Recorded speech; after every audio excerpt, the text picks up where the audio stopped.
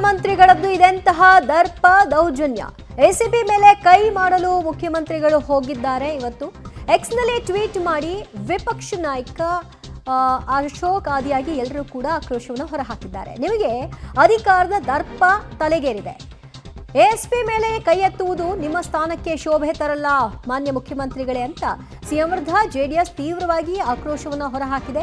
ಮುಖ್ಯಮಂತ್ರಿಗಳದ್ದು ಇದೆಂತಹ ದರ್ಪ ದೌರ್ಜನ್ಯ ಅಂತ ಪ್ರಶ್ನೆಯನ್ನ ಮಾಡೋ ಮೂಲಕವಾಗಿ ತಮ್ಮ ಆಕ್ರೋಶವನ್ನು ಹೊರಹಾಕಿದ್ದಾರೆ. ಜೆಡಿಎಸ್ ನಾಯಕರು ತಮ್ಮ ಪಕ್ಷದ ಎಕ್ಸ್ ಖಾತೆಯಲ್ಲಿ ಈ ಬಗ್ಗೆ ಅವರು ಪೋಸ್ಟ್ ಅನ್ನ ಮಾಡಿಕೊಳ್ಳೋ ಮೂಲಕವಾಗಿ ಅಸಮಾಧಾನವನ್ನು ಹೊರಹಾಕಿದ್ದಾರೆ. ಸಿದ್ದರಾಮಯ್ಯ ಸಾಹೇಬರಿಗೆ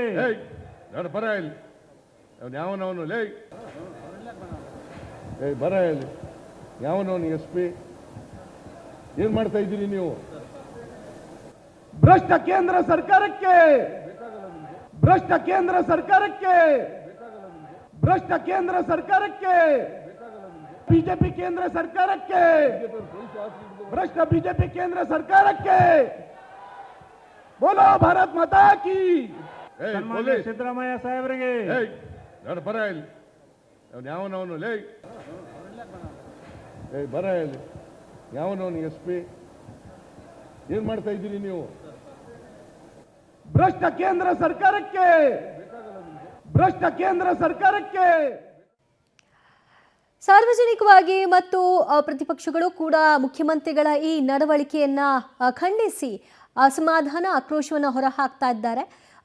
ಯಾವುದೇ ರೀತಿಯ ಒಂದು ಪ್ರತಿರೋಧಗಳು ಬಂದಾಗ ನಮಗೆ ಬರೀ ಹೊಗಳೋರನ್ನ ಮಾತ್ರ ನಾವು ಸ್ವೀಕಾರ ಮಾಡೋದಲ್ಲ, ಇಂತಹ ತೆಗಳಿಕೆ ಬಂದಾಗಲೂ ಕೂಡ ಸಮಂಚಿತವಾಗಿ ಅದನ್ನು ಹಾಗೆ ಆಕ್ಸೆಪ್ಟ್ ಮಾಡಬೇಕು. ಅದಕ್ಕೆ ಈ ರೀತಿ ಸಿಡಿಮಿಡಿಗೊಳ್ಳೋದಾಗಲಿ ಅಥವಾ ಬಹಿರಂಗವಾಗಿ ನೀವು ಒಬ್ಬ ಅಧಿಕಾರಿಯ ಮೇಲೆ ಕೈ ಎತ್ತಲಿಕ್ಕೆ ಹೋಗೋದಾಗಲಿ ಎಷ್ಟು ಸರಿ? ನಿಮ್ಮ ಒಂದು ಸ್ಥಾನಕ್ಕೆ ಇದು ಶೋಭೆ ತರುತ್ತಾ ಅನ್ನುವಂತಹ ಪ್ರಶ್ನೆಗಳು ಎದುರಾಗ್ತಿದೆ.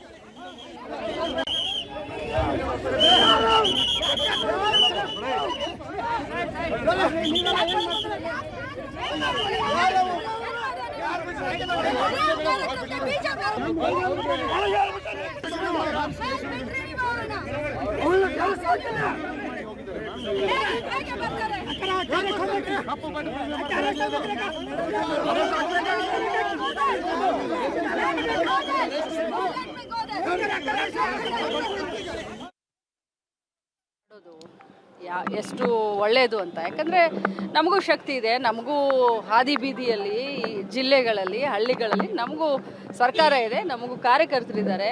BJP ಎಲ್ಲಿ ಕಾರ್ಯಕ್ರಮ ಮಾಡ್ತಾರೋ ಎಲ್ಲಿ ಮಾಡಿದ್ರು ನಮಗೂ ಶಕ್ತಿ ಇದೆ, ನಾವು ಎಲ್ಲ ಕಡೆ ಈ ರೀತಿ ಮಾಡಿಸ್ಬೋದು. ಆದರೆ ಈ ರೀತಿ ಮಾಡಿಸೋದು ಚೆನ್ನಾಗಿರುತ್ತಾ? ಅದಕ್ಕೆ ನಮ್ಮ ರಾಜ್ಯಾಧ್ಯಕ್ಷರು ಇವತ್ತು ಹೇಳಿದ್ದಾರೆ, ಅವ್ರಿಗೆ ಮನವಿನೂ ಮಾಡಿದ್ದಾರೆ, ಅವ್ರಿಗೇನು ಹೇಳಬೇಕು ಅವ್ರ ಭಾಷೆಯಲ್ಲಿನೂ ಕೂಡ ಹೇಳಿದ್ದಾರೆ. ಈ ರೀತಿ ಅವರು ಇನ್ನು ಮುಂದೆ ವರ್ಷಕೊಂಡು ಹೋದರೆ ನಮಗೂ ಕೂಡ ಗೊತ್ತಿದೆ, ನಮ್ಮ ಕಾರ್ಯಕರ್ತರು ಕೂಡ ಅವ್ರು ಈ ರೀತಿ ಕಾರ್ಯಕ್ರಮವನ್ನು ಅವ್ರಿಗೆ ಮಾಡಲಿಕ್ಕೆ ಬಿಡೋದೇ ಇಲ್ಲ. ನಾವು ಕೂಡ ನಮಗೂ ಕೂಡ ಶಕ್ತಿ ಇದೆ, ನಮಗೂ ಗೊತ್ತಿದೆ ಅವ್ರ ಕಾರ್ಯಕ್ರಮ ಮಾಡ್ಲಿಕ್ಕೆ ಆಗುತ್ತಾ? ನಾವೆಲ್ಲ ಬೀದಿಗಿಳಿದ್ರೆ ಅದೇ ಹೇಳೋದಲ್ಲ, ಈ ಸೋಗ್ನಿಂದ ಬಂದು ಈ ರೀತಿ ಮಾಡೋದು ಅವ್ರಿಗೆ ಇನ್ನು ಶೋಭೆ ತರ. ಓಕೆ, ಸಚಿವರು ಹೇಳ್ತಿರೋ ಹಾಗೆ ಅವರಿಗೂ ಶಕ್ತಿ ಸಾಮರ್ಥ್ಯ ಇದೆ, ಅದನ್ನು ನಾಳೆ ದಿನ ಅವರ ವೇದಿಕೆಗಳಲ್ಲೂ ಅದನ್ನು ಅವರು ಬಹಿರಂಗವಾಗಿ ವ್ಯಕ್ತಪಡಿಸಬಹುದು.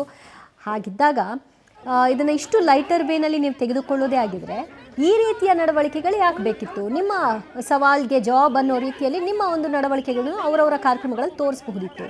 ಆದರೆ ನೀವು ಹೋಗ್ತೀರಿ, ಲಕ್ಷ್ಮೀ ಹೆಬ್ಬಾಳ್ಕರ್ ಅವರು DCP ಮೇಲೆ ದಬಾಯಿಸ್ತೀರಿ, ನೀವು ಏಕವಚನದಲ್ಲೇ ಮಾತನಾಡ್ತೀರಿ.